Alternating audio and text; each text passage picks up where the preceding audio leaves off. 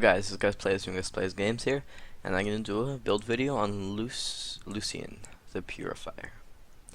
So let's get into it. So we'll start off with his abilities.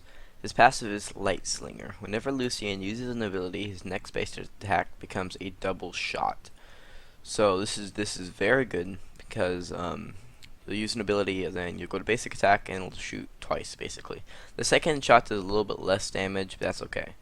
This is a very strong passive, and this is why you're going to be building Sheen on him too. So this is like what makes Lucian good right here. Okay, then we have his Q, which you're going to be maxing first, and this is Piercing Light. Lucian shoots a bolt of Piercing Light through a target, and it hits like targets from that target. It's kind of hard to hit sometimes, but this is really good for clearing waves and getting your double shot proc off, and you're going to be maxing that first. Okay. Then we have an Ardent Blaze. You're going to be maxing that last because it's pretty useless. You really only use it to get double shots and turrets. But Lucian shoots a missile that explodes in a star shape, making enemies. Marking enemies. Lucian gains movement speed for attacking marked enemies. And so you basically shoot this into a bush, and if it hits them, you will see them, and you get movement speed, which is basically useless because it's not that much. And you just basically proc this to get double shot. That's about all it's useful for.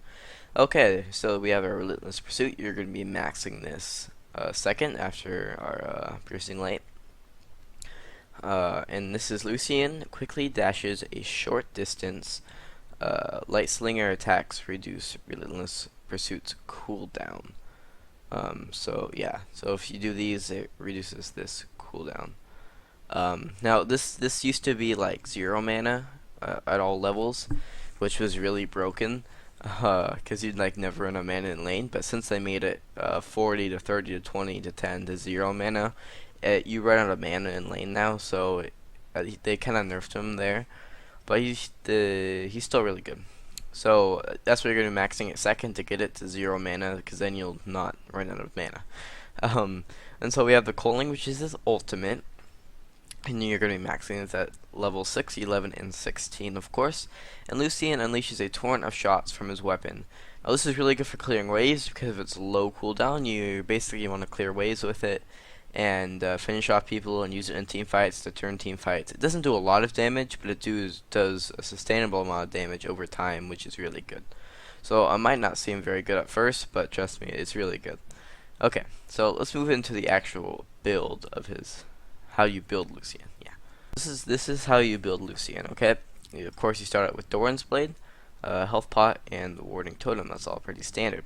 Now, if you get a kill in lane, or if you just really ahead and farm whatever, and you have enough to buy the BF sword, buy the BF sword. Okay, but if you didn't get a kill, or if you're not farming okay, or he's pushing out of lane, just save up and buy the Sheen. Okay, don't go for the BF sword.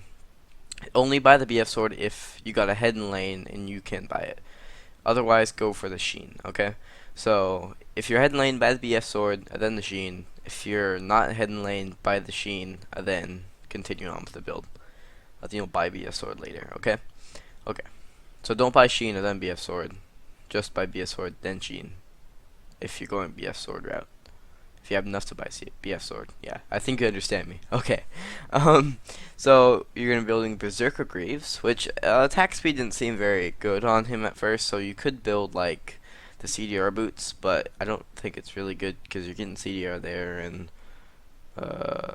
yeah, just there. But if you want to build the CDR boots, that's fine, but attack speed's actually okay on him.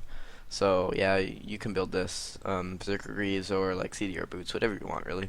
But I would suggest the Berserker Greaves. Okay, they're going to be building into an Infinity Edge. This is just going to give you some nice damage, some critical strike, and all that good stuff. Now, after that, we're going to be building Yamato's GusPlays, just going to give you a speed boost, critical strike, armor pin, great stuff. After that, we're going to be building a Last Whisper, which is going to give us armor pin and damage, which is really good.